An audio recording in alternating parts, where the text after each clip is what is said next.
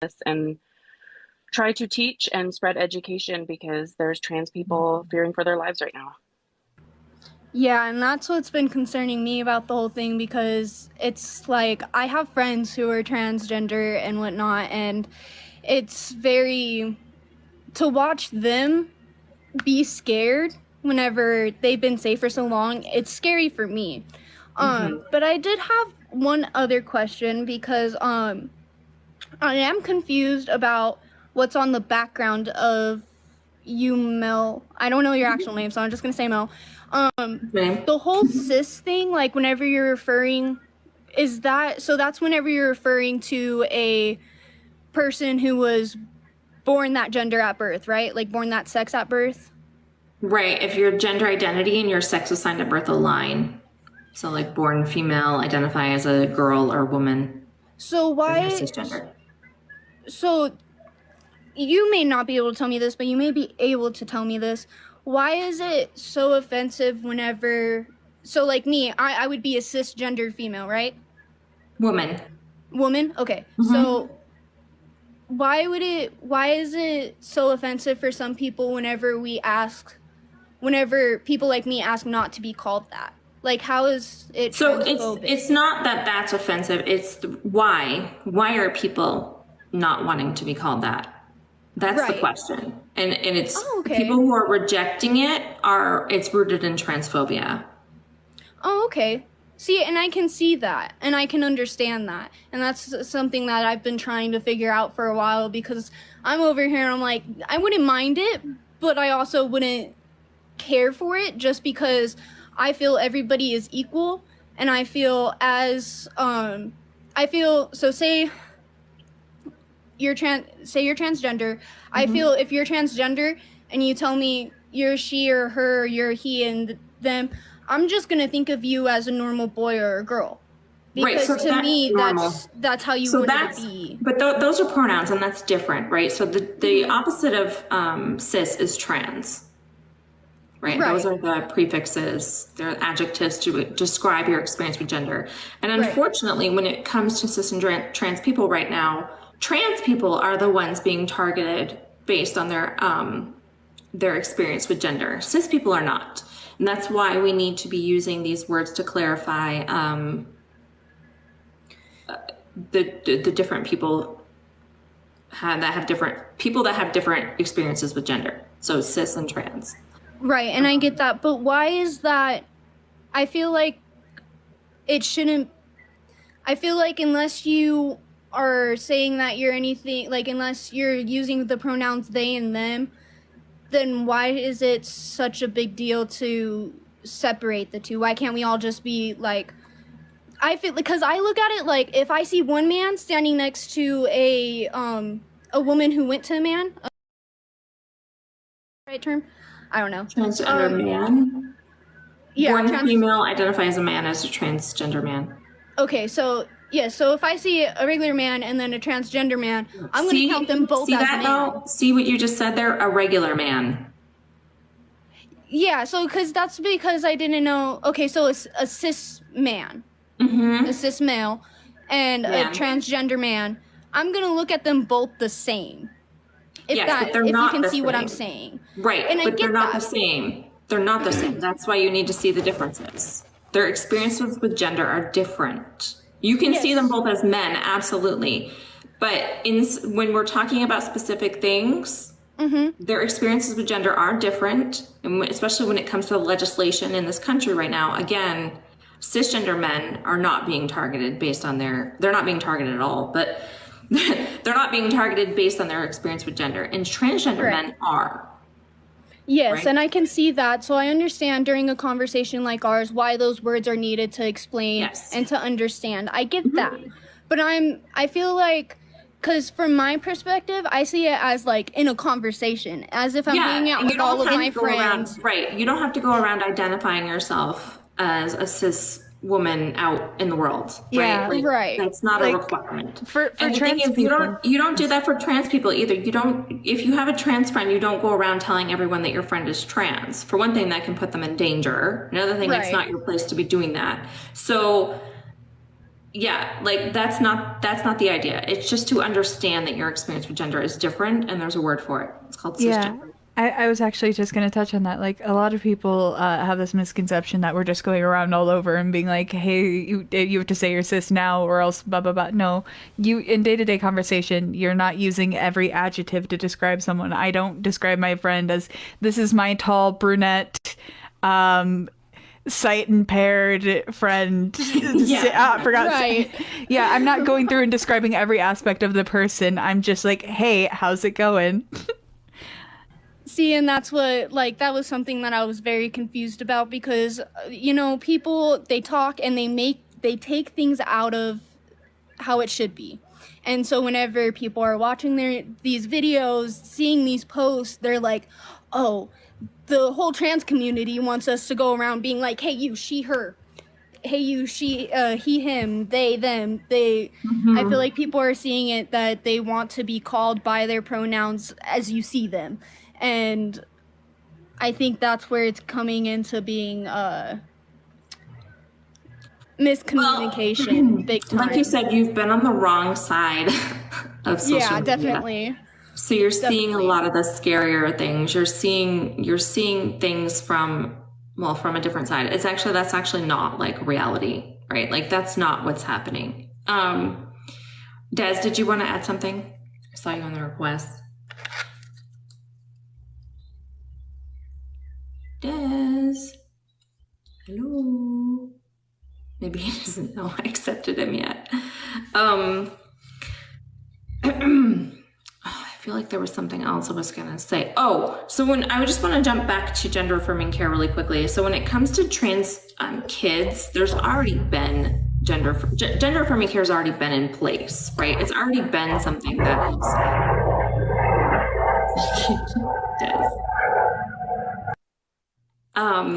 It's already been in place, and the puberty blockers have already been used. HRT has already been used. These things have already been happening. Just all of a sudden, people have gotten, like, because gender affirming care is being banned, a lot of people have jumped on and have been trying to find anything negative, any reasons why not to be giving these to kids, any reasons what could be bad about it. And that's what's being focused on right now. When in reality, gender affirming care and these medications have saved lives. They have made children and adults' lives so much better. Yeah, The success rate has been fantastic. All right, go ahead. I just wanted to touch on the fact that they say a lot that it's to protect the children, that it's for the kids, when I believe Missouri just made it illegal for adults to even medically transition. Yeah. It's not to protect the children, it's to get rid of trans people. That is their true motive. They want to remove trans people. It's because they're scared of them. When they really shouldn't be. Yeah, they're trying. I don't think I don't know. I don't know if necessarily like the politicians who are making these laws are scared of them, but they're trying to make everyone else scared of them, right? They're targeting them with misinformation. So there's a lot of people out there that don't understand or don't know, so then they just jump onto also being scared. And that's another reason that the whole government pretty much just needs to get replaced with other people, though.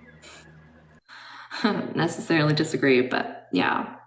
So hopefully, did you have any other questions? Hopefully you have a better understanding on what's going on now. And if you see any of these like scary things again, a big thing you can do is just fact check. I have not actually personally seen any of these videos that people are constantly coming in here and talking about. Because especially my TikTok is all on this side of TikTok. But I personally have a transgender daughter. I don't know if you know that. And that's why I speak, especially when it comes to transgender children. Oh yeah, and the trevorproject.org is a really great resource for you to get some correct information. Trevor Project, Mayo Clinic. There are many amazing sources for the laws that are passing. If you're curious about the bills, I mean, not laws, for the bills. So the ACLU, ACLU.org is an amazing place to see everything that's happening against our community. Okay, yeah, no, those were pretty much like my only questions that I did have because I've been wanting to get some actual clarity on the subject because everywhere else I have been looking or been talking to, like I said, I've just been getting jumped on. So thank you guys for that. I really do appreciate it because now I'm able to actually look at the situation how I used to because I was looking Yeah. at it like, what the hell is going on? Yeah, it is. The So- thing is it is getting people who are not quite sure or don't understand. It's making them scared too. And I get that. It's sad. That's why earlier we were like, oh, because it's like, it's frustrating. Yes, it's making since you like it have- was making me scared for my kid at one Yeah, point, and I since you was like, since you have a little one, there are books too on this topic. There's some great like just LGBTQ books in general. Like if you look on Amazon or something for little kids, they're really basic in helping children understand like that it's okay to be different and that those types of things. Can I say something really quick? Yeah. Hi, my name is Quinn. I didn't really introduce myself much. I am agender, pansexual, and I am a drag king who used to do story time until my state made it too dangerous to do story time. And I would often read stories like this that Mel is talking about in books like this that just help kids feel the freedom to express who they are, their creativity, their imagination, and just be themselves. There are so many books that I cannot list off the top of my head, but I highly advise getting a few of those. yeah, I definitely will. Thank you guys for that. I really appreciate it. This went way better than I thought because like at first I really was scared that I was about to get hopped on, dude. Like that's why I was so shaky and so talky because I didn't want to hurt anybody's feelings or piss anybody off or make somebody's day worse than what it needed to. Well, we appreciate that, but we generally can tell who is coming in, actually wanting to learn versus not. Someone just mentioned a really amazing book in the comments. My Shadow is Purple. That's the non-binary version. Yeah, there's My Shadow is Pink, My Shadow is Purple. Is there a My Shadow is Blue? There must be.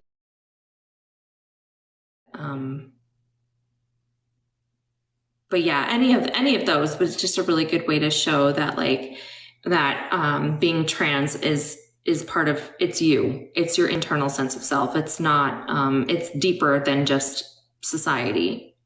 It's deeper than gender roles. Yeah, so a lot of people will take books like that and try to say that quote. I'm sorry to go on a little rant, but this really irritates me.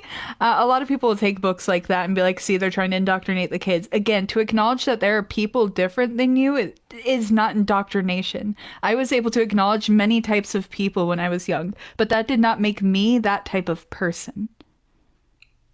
I mean, they do that with TV shows. They do it with books. They're gonna do it with everything sooner or later, and it sucks because it's not right and it's not cool to just keep somebody out because they're different. And everybody deserves, the sooner people realize that, the better things will get. People deserve to be represented. And it's heartbreaking that people will see that representation and weaponize it, being like, this is indoctrination. No, rambling, I'm sorry. But yeah, representation is not indoctrination. It is representation, and acknowledging that there are people outside of your bubble and outside of your own experience is healthy. It is super healthy and important. Yeah, and just getting your child some of these books early on will really show them if they personally end up being part of the alphabet community, it'll help them with that, or accept other children and adults who are, if they're not. So it's really about like including other people and about, trying to prevent bullying and harm reduction. Yeah, and I seen somewhere that by the time that a child is 3 to 4 years old, that's usually whenever they'll know, or whenever they can start to develop. They can start to develop their sense of gender around the age of 3, and usually they'll know by the time they are 7. Some kids can understand earlier.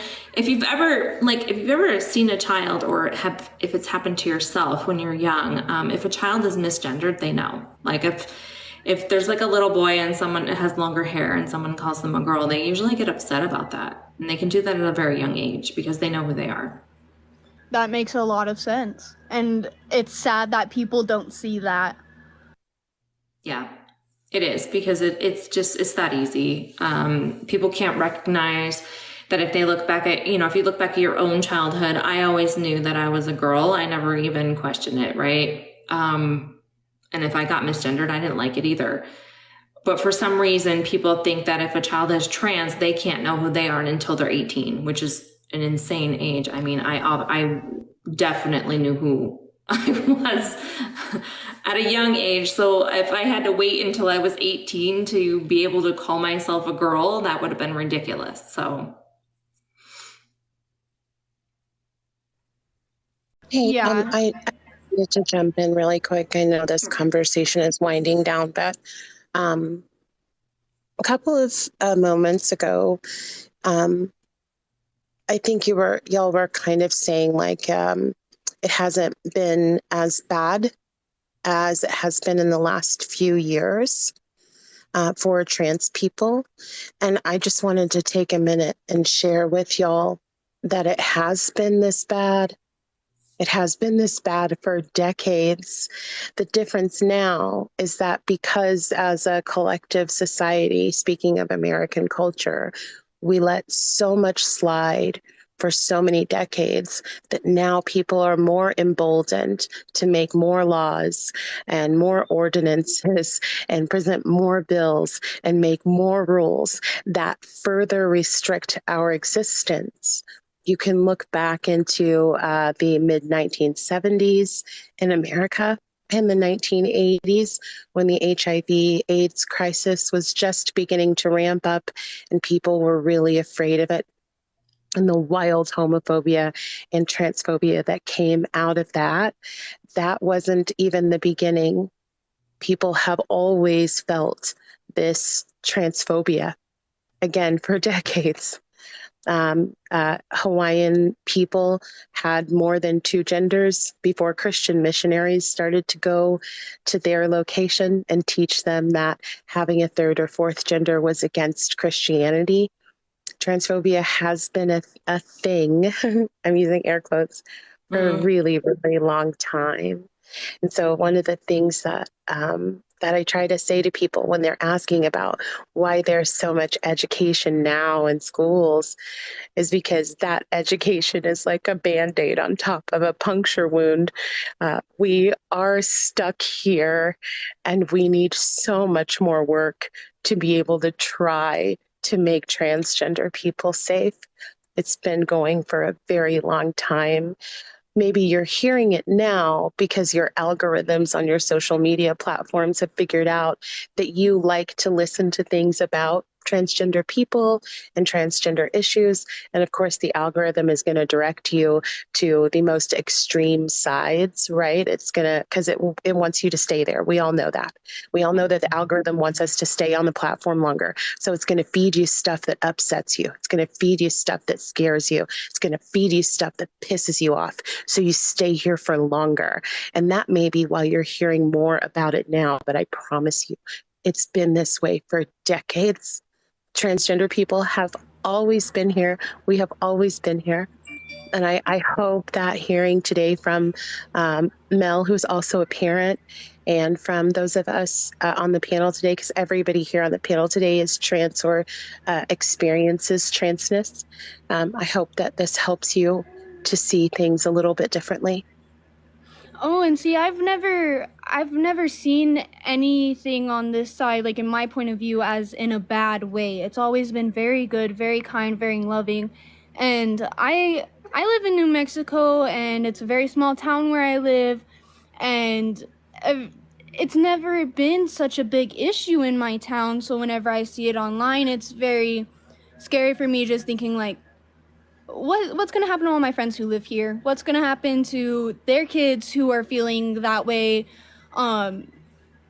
This girl that I grew up with, she's transgender, and it scares me, what she's going through on a day-to-day basis. And that's why I'm just glad, at least I live in a small town to where this topic isn't so big. As where it is in a lot of other places, because it's scary. So it is okay. So it is, right? Like the thing is that even if the places are safer, there are still people who will, bully and look down upon transgender people. Oh, definitely. I personally, I'm actually going to be moving to New Mexico from Texas because it should be a safer place for our family to live with me having a transgender child. But like Peach was saying, like this transgender people have always been around and past, present, they'll be here in the future. It's just a lot of us, have had the privilege, the cis privilege, to not notice, to not have to worry about it, right? And that's the idea now, is to get people to understand that, transgender people have always been treated as less than. And we need to recognize that and move on, making a better future for all of us. Yeah, I just wanted to mention, when it comes to, I have the ACLU pulled up to inform you. There is currently one bill in New Mexico that is targeting trans and LGBTQ plus people, I believe, as a whole. I believe this is one similar to the Don't Say Gay bill, because it does have to do with school and education. I didn't think it had to do with sports, though, does it? Sports? I will have to look into it more. I think it had to do with sports. It could. Schools. Yeah, because my little sister, she's currently in school right now, and she's in middle school, and they won't let her bring her flag to school because it's too distracting. Mm-hmm. I had to hold her for 2 hours while she cried about that because she wasn't allowed to express herself at school. I know. My daughter wrote, well, we're in Texas, but she wrote bisexual on her pencil case, and I got a letter from the school saying that she needs to get a new pencil case. But yeah, so I also live in a very small town. I live in a very small town, and my state just passed a bill. They're expecting our governor to veto it. Hopefully she does, but they just passed a bill regarding trans people in bathrooms. And just this past Friday, someone contacted my graduate supervisor at my university and shared my TikTok with them and told them that they needed to know if my university agreed with the kind of behavior that I have online. It is everywhere. It is everywhere. And I hope that as you learn, it lights a fire in you to do something. Because you can write letters to your state representatives. You can speak at your local city board meetings. All you have to do is contact them before the meeting and schedule to be able to speak. And they'll let you speak for 2 or 3 minutes. So you can tell them, hey, I don't want this kind of hatred where I live or where I raised my family at. I hope that it inspires you to do something more. Well, see, it even took me a lot coming onto this live because I have stream anxiety and there's about 800 people on here right now, so that's fun. But I have to go because my son is awake. Thank you guys for helping me understand more. I really appreciated the opportunity and the conversation. You guys are amazing, and I hope you all have a great day. Yeah, you too. Thanks for coming in. Yeah, thank you for letting me join. I just wanted to address another thing that has to do with the ACLU. There are, from what I'm looking at, only 5 states that aren't passing any bill. That's actually perfect, because unless you want to say more nerdy, I won't. Yeah, I just want to bring awareness that even if you don't mean passing or proposing? Proposing, not passing. Okay. Yeah, there are 5 states that aren't proposing any bills. And just because you don't believe your state is trying to propose or pass any doesn't mean they're not. That just means you might not be aware. And I want everyone to please look into this. Because even California, we all know California is like pretty progressive, but California has one that's trying to pass, that is, been proposed. I need to use better language. I know, I know. I do that too, like that everyone's trying like bills and laws and like I'm like, oh, okay. Yeah, Yeah. So I like gender typically and don't. sex. We can't mix I them up. I typically don't look into legal stuff, but like I have become like much more. I have a fire lit in me now because like there are so many things that I have been misled on and misinformed about, and just I am so thankful to everyone here for helping to light that fire in me, and y'all are amazing. You all are amazing. Yeah. Hey, it's all around amazingness. And and thanks for letting me up. I wanted to share a little bit because I think this is where we start to get in the intersectionality difference. Like, and Peach already talked about it, but like that this is how trans people have been treated since always.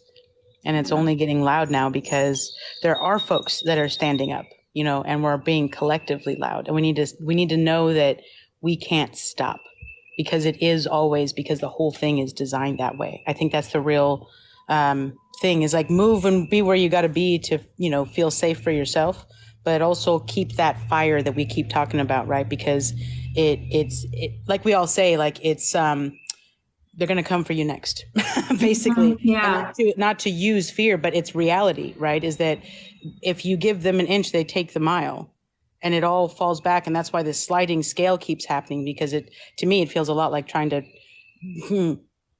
the quote that I love is, if a cannibal used a knife and fork, would you call that progress too?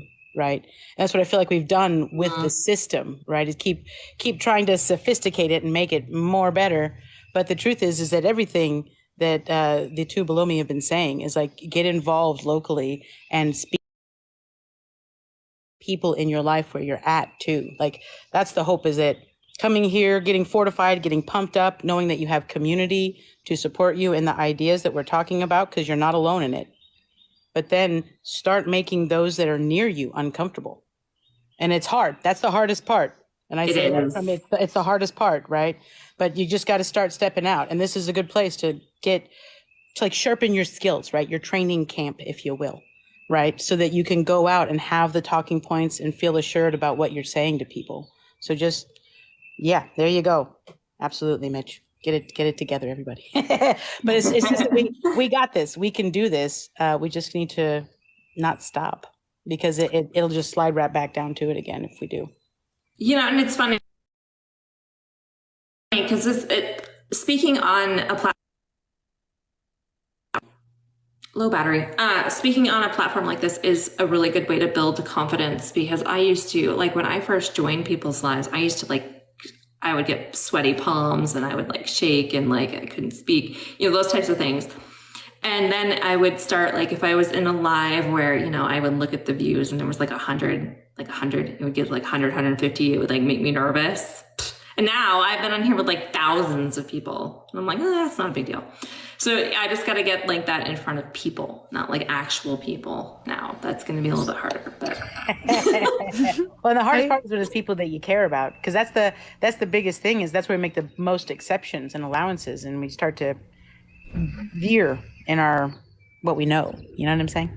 I was wondering if it would be okay if I open up a bit about myself and my experience. I grew up in a very neglectful household, and a very apolitical setting, right? I wasn't informed about politics besides what I heard from those around me. And again, I grew up in a very red state, so I was constantly told, like, America's great, America's fine, what's the problem? Me too. Yeah, so like it was really weird coming to TikTok and seeing these lives and hearing them and truly listening. I know that that is a hard thing to do for a lot of people, but you truly just need to open your ears, relax, and hear us. We're not trying to attack you. I know a lot of times it can seem like we are, but we are trying to educate. I have been there. I have been the person that needed to learn. I have been the person that needed to shut the fuck up and just listen. Yeah, me too. Yep.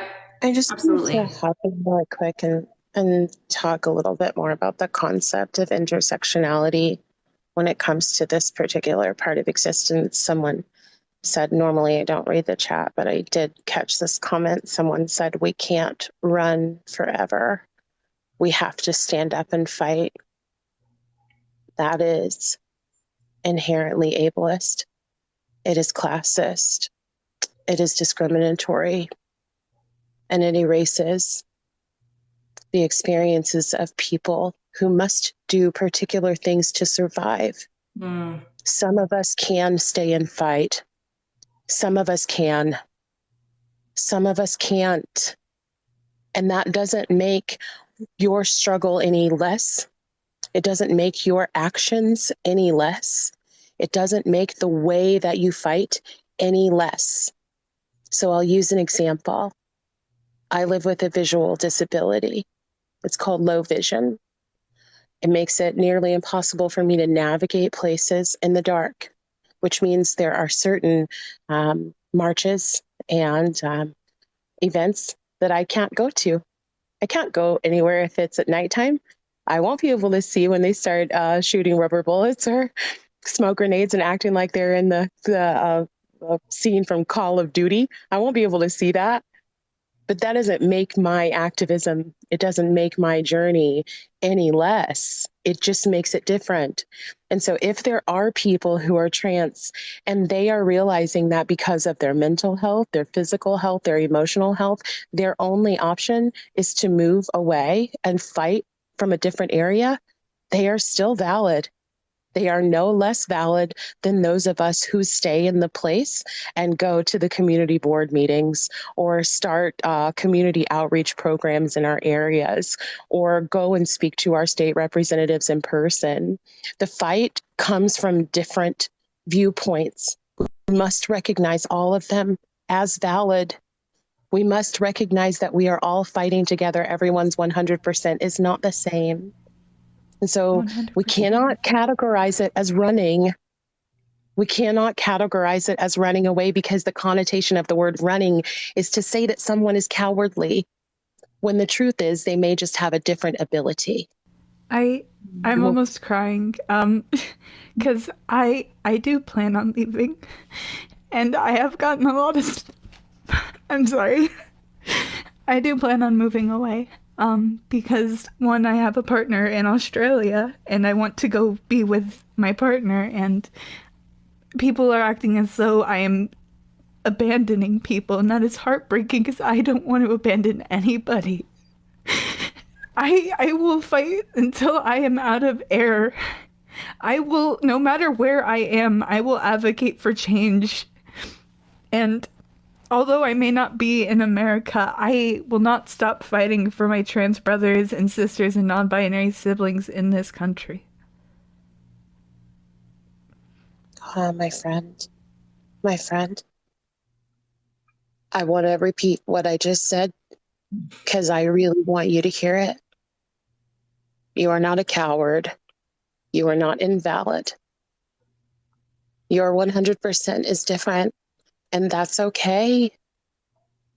Let me tell you something really quick. I have a friend. She's a wonderful, wonderful friend of mine. And I know you guys have heard this term, Black girl magic. My friend lives on the East Coast. Her name is Kashawn Thompson. Everybody should know her name. Kashawn has never left the East Coast, but Kashawn changed the world because all of us have heard that. With the invention of the internet, with the way that we communicate, with social media platforms, with the education that's available to us, there is nothing that we can't do. There is nothing. As long as we build a community together, and you can build a community from anywhere, you can fight from anywhere. You are not abandoning anyone, and you are not invalid. I really want you to know that. Thank you.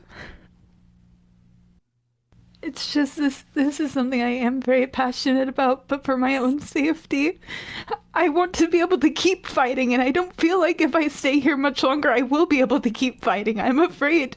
Like, I've talked about my Walmart experience recently, and that was the most horrifying situation I have ever been in. And I'm not gonna be I'm not giving out where I am, but this isn't a one-time occurrence for me. This isn't the only time something similar to that has happened. I used to work at that Walmart, and I got physically harmed by a customer when I was simply trying to help them load things into their car, because they saw me and they knew that I was part of the community and they were very much against that. And I I just can't keep living in fear. I can't keep worrying about when it's going to happen next. And I don't want anyone else to have to feel like this. And I want to assure you that no matter where I am, no matter what day it is, no matter what time of day it is, no matter any of that, I will fight.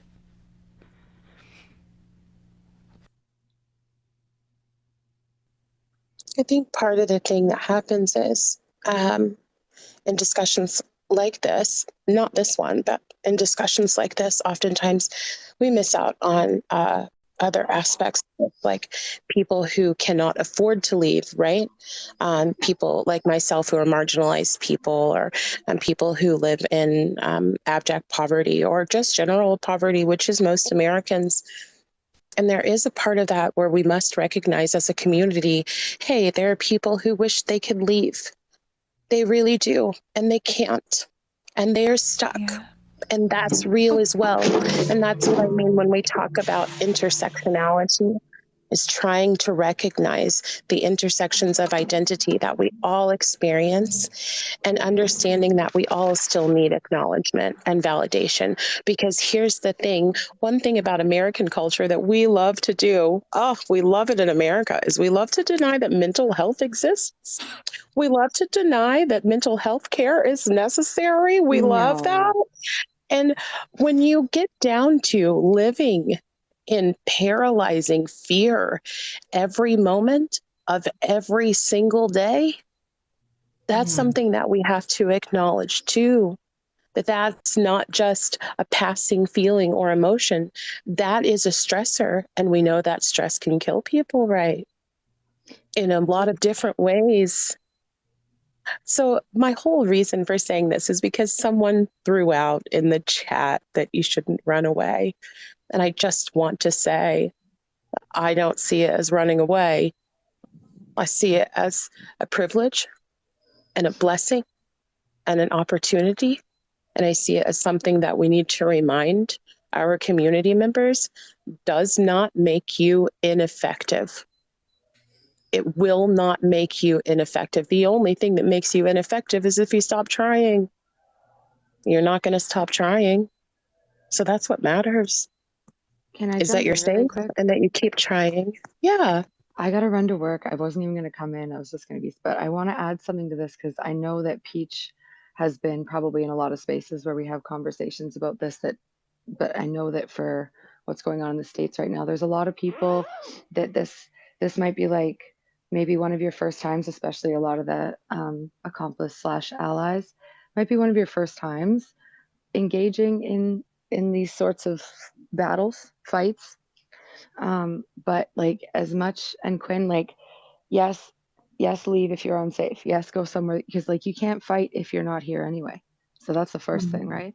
And also, it's not just in America, this is global. And we know that like outside of the country that is oppressing somebody, that's where the pressure comes from, right? Like we saw that in Canada with residential schools. I'm in Canada right now, and I'm in here with you guys fighting this all the time because I'm inherently safer here. You know what I mean? But also, we have to give some credit and validity to the fact that a multifaceted fight is on all fronts, like Peach was saying, but so much so that like there are people that are never going to be able to fight, even in petitioning or legislature. There's people that are that's never going to be their role, because there's this whole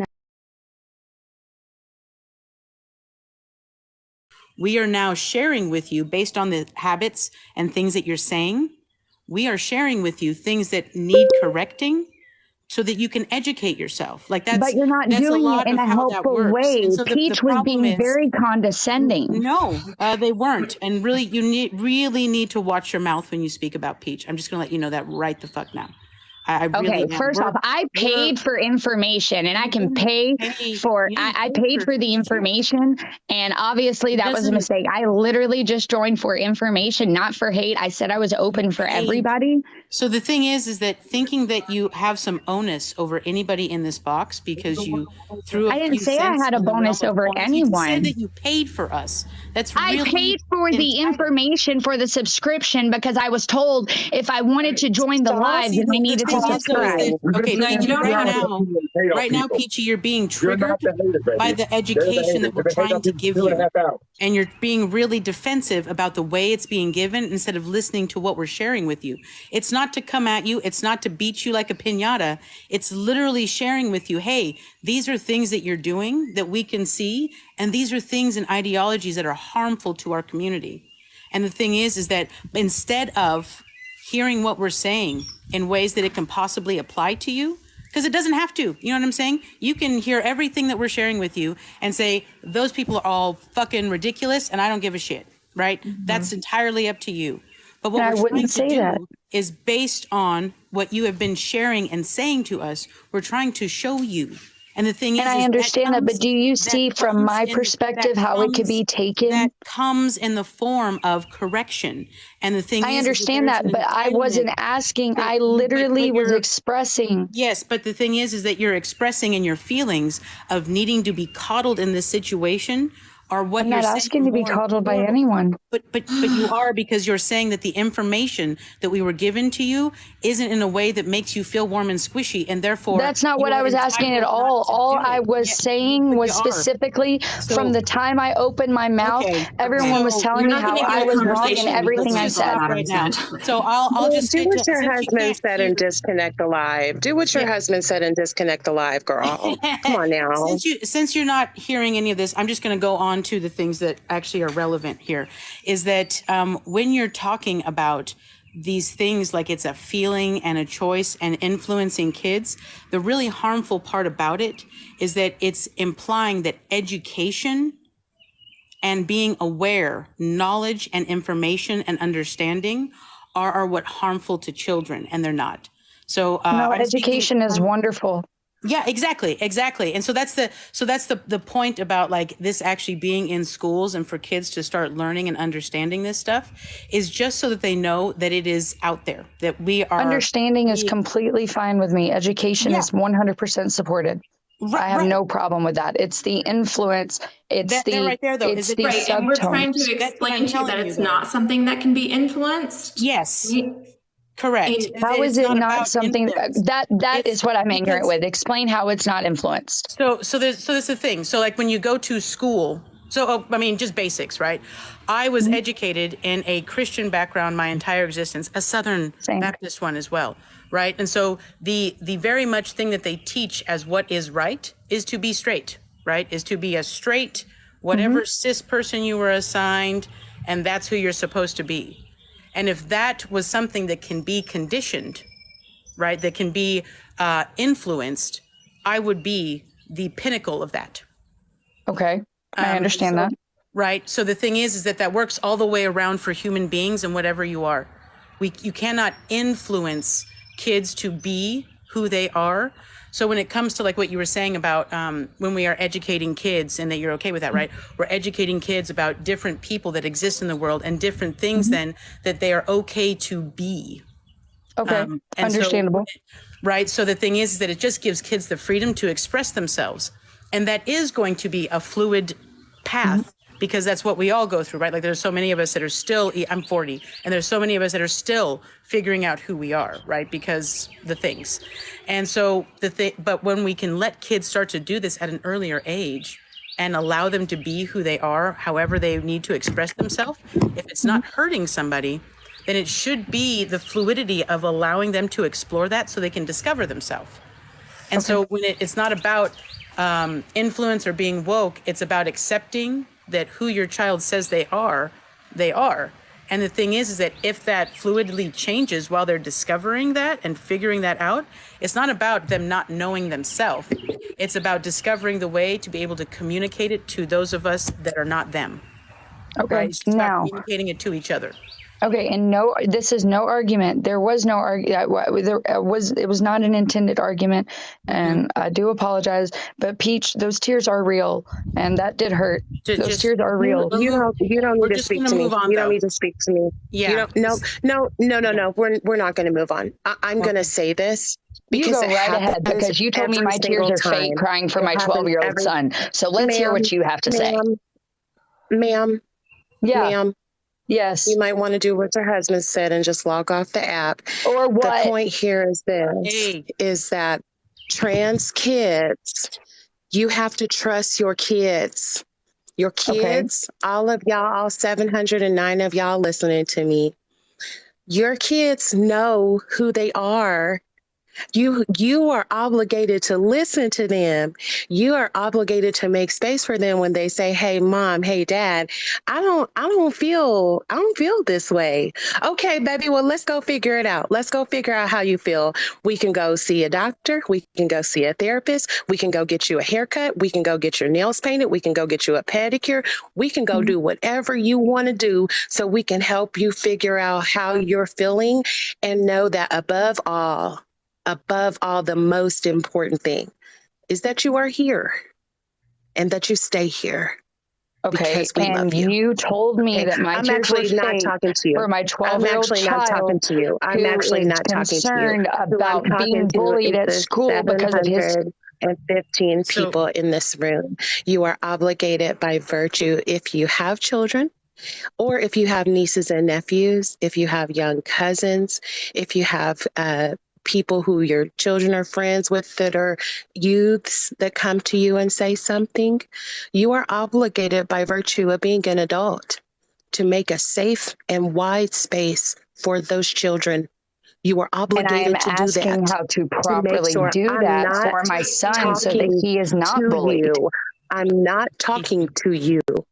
You called me condescending. You called me angry. You called me rude. You called me all sorts of names. I'm no longer speaking to you, but I do hope at the very bottom of my heart that your son has a safe and wide space to exist and to continue existing, because he matters and he is valid. And for the rest of the people in here, you are obligated, as I said before, by virtue of being an adult, to make a safe and wide space for children to stay here, to feel loved, to feel valid, to know no matter how they feel, whether it's one way on Monday and another way on Tuesday, baby, that doesn't matter.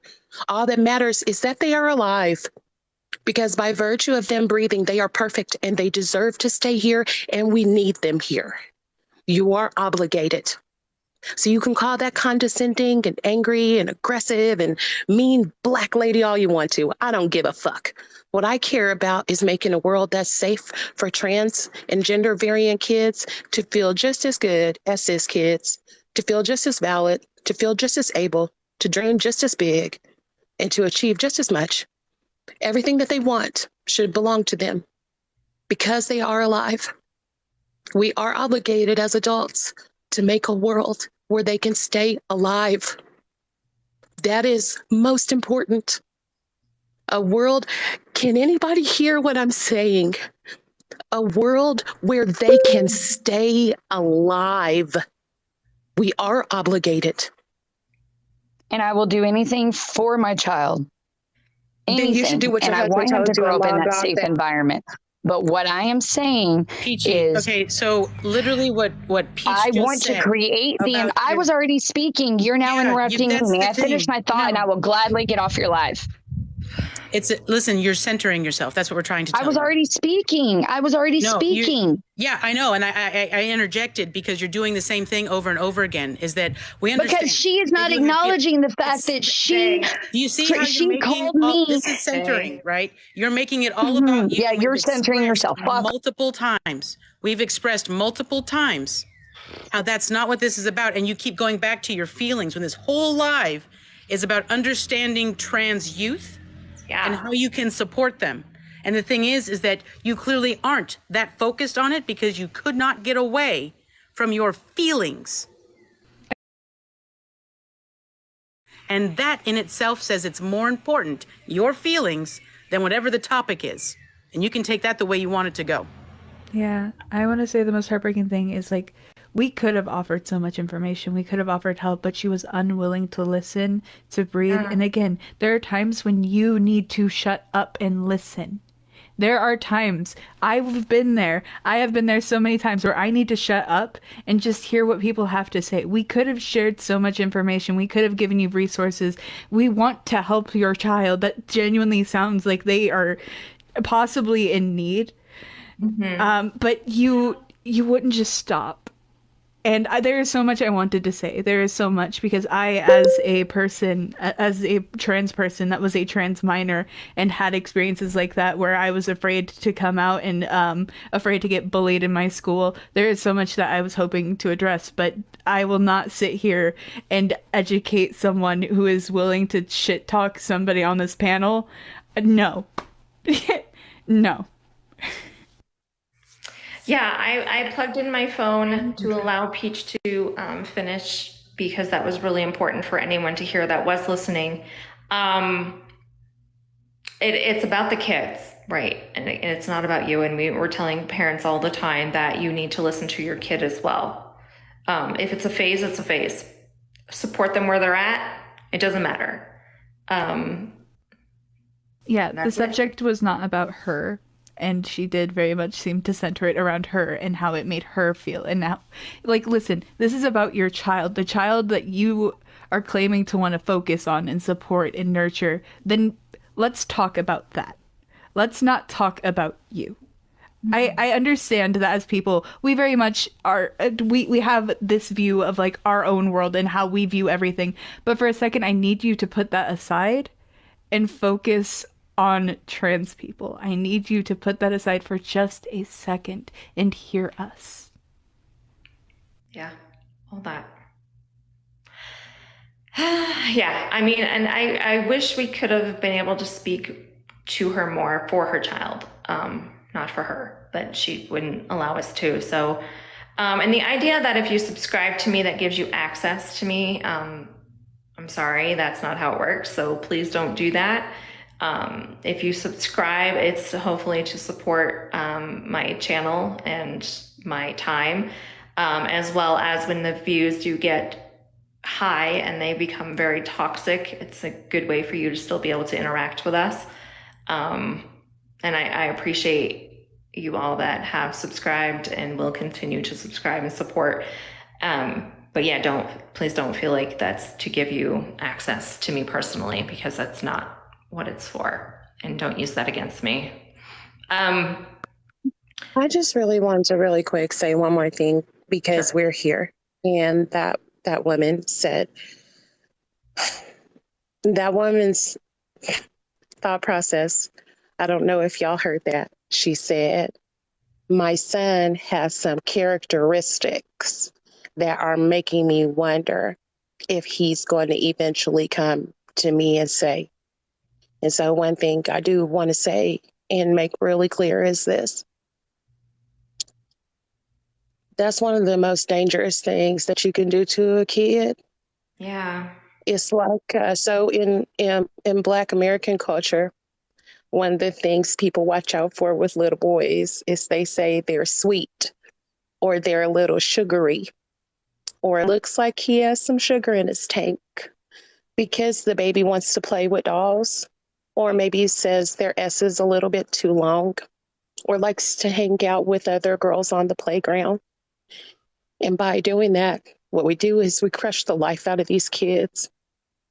We crush the spirit out of them. We crush the ability and the desire to enjoy life out of them.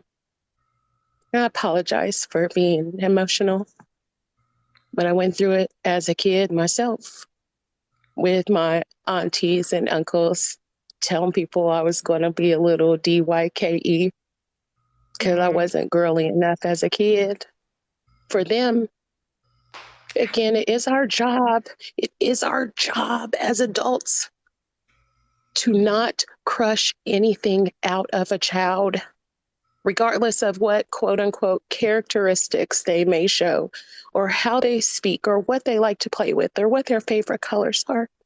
For all the people in here who claim to care so much about protecting the children, What are you doing to protect them from yourself? What are you doing to protect them from your own biases? What are you doing to protect them from your own prejudices? What are you doing to make sure you're not abusing children who come around you just because you have preconceived notions about gender, performance of gender, and a reflection of how a person feels inside? What are you doing? That's my question. Always my question when people say, protect the kids, stay away from our kids. What are you doing? I hope somebody can hear me today. I really do. Because none of these kids deserve that. And all of these kids deserve a wide and open space that is like an amusement park, because that's what life is, full of ups and downs, and too many snacks that'll make you sick as shit if you eat them all. Cost too much. It's hot outside all the time, totally uncomfortable. It is like an amusement park.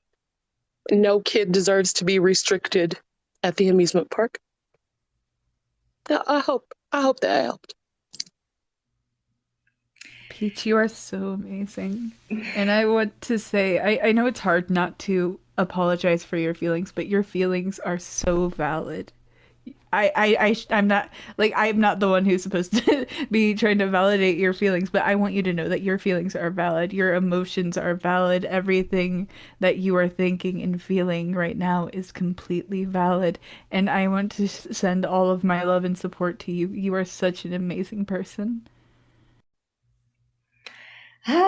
Tears. Yeah. It's very true, everybody. Mhm. Peaches is wonderful all the time. So with that, I'm gonna go take my break, eat some lunch. As always, I appreciate you, Des, Peach, Quinn. You guys are amazing. Love you back, fam. Have Bye, an amazing friends. day, I'll be back everyone. later. Support your kids, no matter who they are. Love them. Listen to them.